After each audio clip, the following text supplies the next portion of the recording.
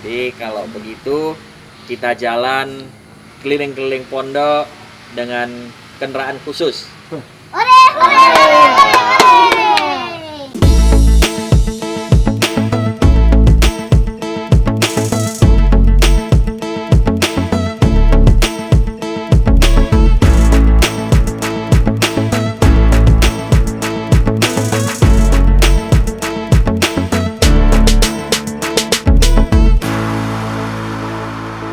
Assalamualaikum warahmatullahi wabarakatuh. Hai guys.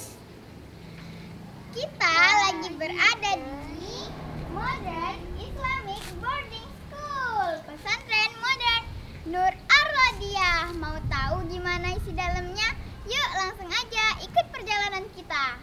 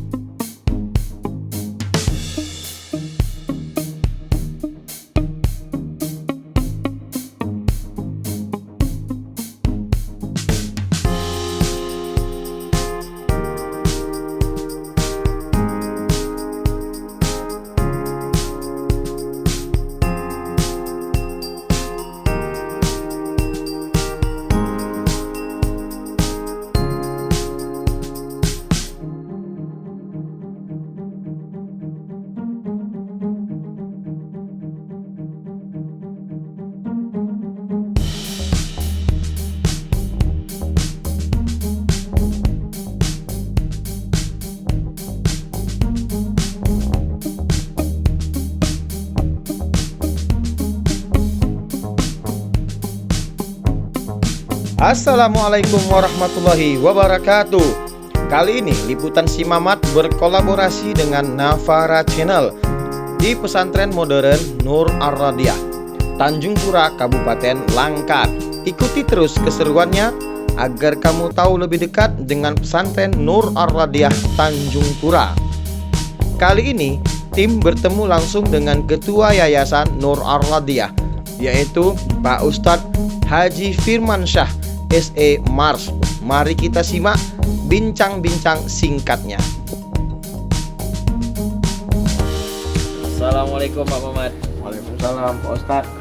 Alhamdulillah nih bawa anak-anak hari ini pagi ini semua. Iya, ini Pak Ustadz, ganggu waktu Pak Ustadz ini. Apa nak cerita ini? Apa mau masukkan satu orang nyantri atau macam mana ini Pak Mamat? Ya, ini rencananya memang mau membawa anak-anak kemari supaya termotivasi mau masuk pesantren. Ya. Jadi mereka ini banyak pertanyaan Pak Ustadz. Cuman saya nggak bisa menjawabnya karena mereka sangat tertarik dengan pesantren kita Nur Ar-Radiyah ini. Ya. Jadi inilah saya bawa kemari supaya mereka ini bisa tanya-tanya sama Pak Ustadz. Yang siapa ini mau bertanya duluan? Apa si abang? Si Si kakak. nama pesantren ini kan bagus, Nur Ar-Rodiyah. Kalau Nori boleh tahu arti khususnya apa ya? Nur Ar-Rodiyah. Nur itu nama orang tua Ustadz Muhammad Nur. Rodiyah itu nama ibunda Ustadz, namanya Radhiyah. Kalau dimaknakan Nur Ar-Rodiyah artinya cahaya yang diridhoi. Jadi dua nama orang tua digabung mendapatkanlah sebuah makna yang sangat bagus, cahaya yang diridhoi. Pak Ustadz, kenapa Pak Ustadz pilih kota Tanjung Pura untuk bangun pesantren ini? Tanjung Pura dulunya merupakan kota pendidikan di Indonesia yang pertama. Makanya dengan ini kita ingin kembali lagi kepada zaman dulu, membangkitkan Tanjung Pura ini menjadi kota yang religi, kota yang pendidikan. Pak Ustadz, Fadil mau nanya. Wah, apa itu mau ditanya? Lapangan basket ada di sini. Kalau cuma lapangan basket, alhamdulillah kita punya. Walaupun hujan, Fadil pun tetap bisa main basket. Nah, lapangannya cantik, warnanya cereng, tempatnya di situ. Nanti siap kita bicara-bicara, Pak Ustadz nak tunjukkan lah. Alhamdulillah. Ustadz, saya mau nanya, Tama nggak dapat ranking di sekolah, bisa Tama masuk ke sekolah ini, Ustadz? Alhamdulillah. Siapapun yang mempunyai niat, terutama niat anak-anak, apalagi Tama. Tama ini sudah sangat berniat untuk masuk pesantren. Masalah kualitas pendidikan Tama dulu di sekolah yang lama itu tak jadi masalah. Jadi tidak ada persyaratan harus ranking, tidak ada persyaratan nilai ini harus tinggi, tidak ada persyaratan ngajinya harus ngapal sekian juz, nggak ada. Pak Ustadz, ini saya mau nanya nih Pak Ustadz. Baik. Kalau kita tahu dulu pesantren itu kan ada senioritasnya, terus di dalamnya itu rata-rata banyak pesantren kita itu memang menciptakan kemandirian dengan mereka itu nyuci baju sendiri, bahkan pondok-pondoknya juga ada yang di luar, masak sendiri juga ada, ya. Nah, sementara ini sudah masuk kita era milenial, nggak bisa kita pungkiri nih anak-anak ini di rumah ini dibilang manja ya enggak sih sebenarnya, tapi sudah terbiasa di rumah itu dengan fasilitas, ya, misalnya dari makan dan lain sebagainya. Nah, kira-kira pesantren kita Nur Ar-Rodiyah ini polanya bagaimana di dalam pesantren Pak Ustadz? Alhamdulillah Pak Maman, kita membangun sebuah sistem pendidikan harus mengikuti perkembangan zaman, di mana yang saat ini hampir semua rumah-rumah kita memiliki mesin cuci. Kenapa kita nggak mencuci lagi dengan tangan? Yang pertama, efisiensi waktu.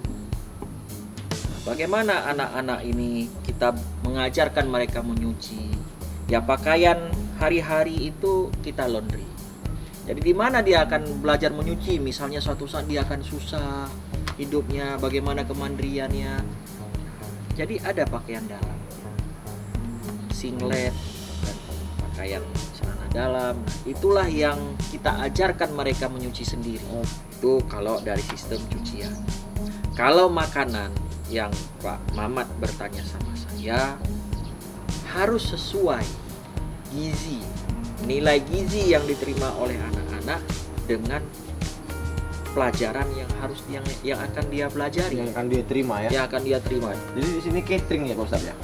Catering, makannya seperti tempat hoka-hoka bento itu. Dia ada tempat makan khusus. Begitu mereka mau masuk ke tempat makan, ruang makan itu nasinya sudah terletakkan di meja.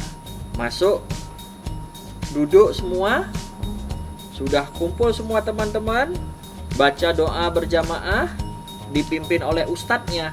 Nah, nanti di setiap meja-meja itu akan duduk ustadz-ustadznya. Jadi mengajarkan adab makan. Pertanyaan Pak Mamat lagi tentang senioritas. Senioritas ini seharusnya memang sudah tidak ada lagi. Jadi kita hapus itu semua. Jadi adik-adik ini di asrama akan dibimbing langsung oleh ustadz-ustadznya. Ustadz, Tama mau nanya, Tama mau daftar hari ini bisa atau enggak ya Ustadz? Kalau Tama ingin mendaftar untuk hari ini tanggal 20 Juni masih bisa. Kita akan tutup pendaftaran itu kemungkinan tanggal 5 Juli. Pak Ustadz, ini pesantren untuk orang Tanjung Pura aja. Wah, ini pesantren terbuka untuk seluruh masyarakat yang ada di Indonesia. Pak Ustadz, kalau misalnya Nauri mau daftar di sini, apa nanti tempat belajarnya digabung sama santri laki-laki yang lainnya? Wah, ini pertanyaan anak-anak yang cerdas. Insya Allah tempat pelajaran Nauri itu tidak akan digabung dengan yang laki-laki, karena yang laki-laki itu bukan muhrimnya Nauri.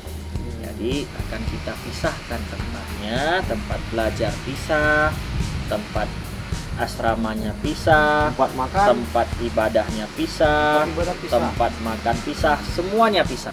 Nah, ini Pak Mamat sudah kita berbincang-bincang, sudah cukup banyak.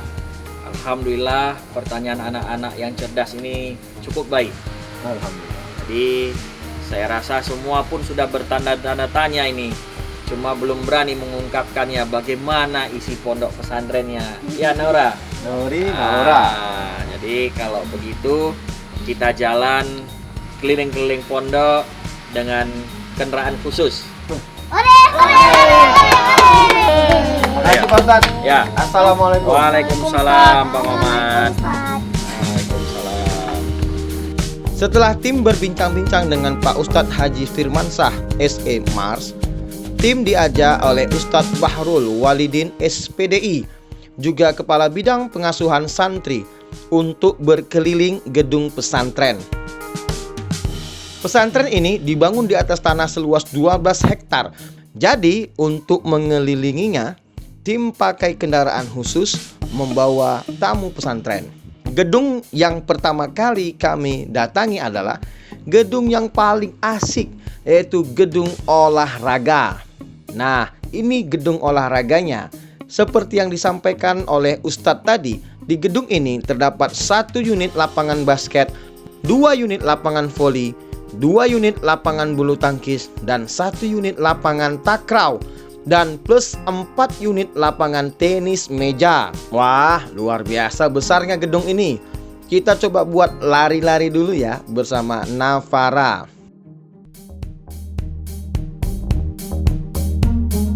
Selanjutnya kita menuju gedung asrama.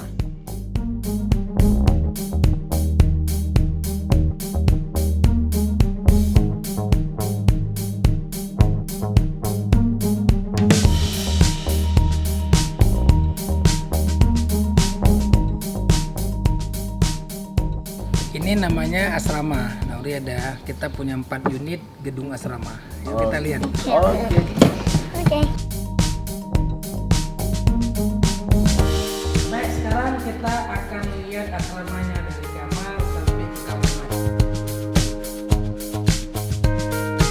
Nah, ini dia kamar tidurnya. Sementara ini sudah tersedia 4 unit gedung asrama yang setiap gedung terdapat 3 lantai. Dalam satu lantai ada 16 kamar tidur. Setiap kamarnya memiliki 8 tempat tidur. Jadi setiap gedungnya punya rata-rata 384 lebih kurang tempat tidur. Lalu dalam asrama ini dilengkapi 14 kamar mandi di sayap kiri dan 14 kamar mandi di sayap kanan. Jadi jumlahnya ada 28 unit kamar mandi di setiap lantainya. Dan kamar mandinya semua menggunakan shower, serasa di hotel bintang 5. Tadi udah lihat kan asramanya, jadi kalian jangan takut untuk masuk pesantren Nur Ar-Rodiyah karena fasilitasnya mantap kali. Pokoknya mantap lah. Jangan lupa ya bergabung di sini.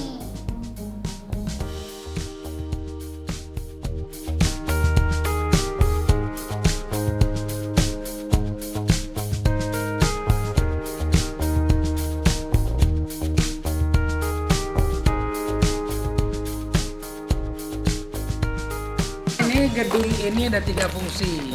Lantai satunya sebagai mini resto dengan minimarket lah. Lantai 2-nya perpustakaan, lantai 2-nya perkantoran dan lantai 3-nya perpustakaan. Oke. Kita lihat aja. Ayo.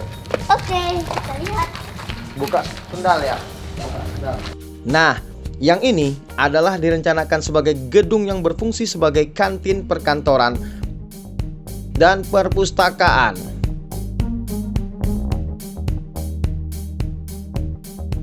Lalu, tim menuju ruang belajar atau ruang kelas.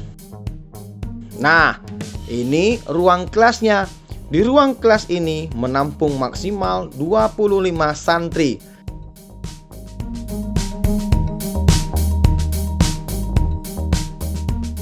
Ruang kelas dilengkapi AC, kipas angin, dan alat bantu infokus.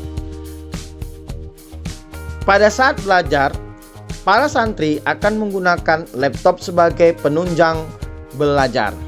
Keren ya, Nur Ar-Radiah?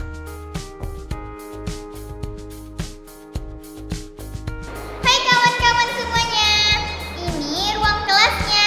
Belajar di pesantren Nur Ar-Radiah sungguh menyenangkan dan juga nyaman. Untuk kawan-kawan semuanya, mari bergabung di pesantren Nur Ar-Radiah. Nah, di akhir perjalanan kami menuju gedung yang paling megah, yaitu masjid. Masjid ini berkapasitas 1000 jamaah. Besar kan?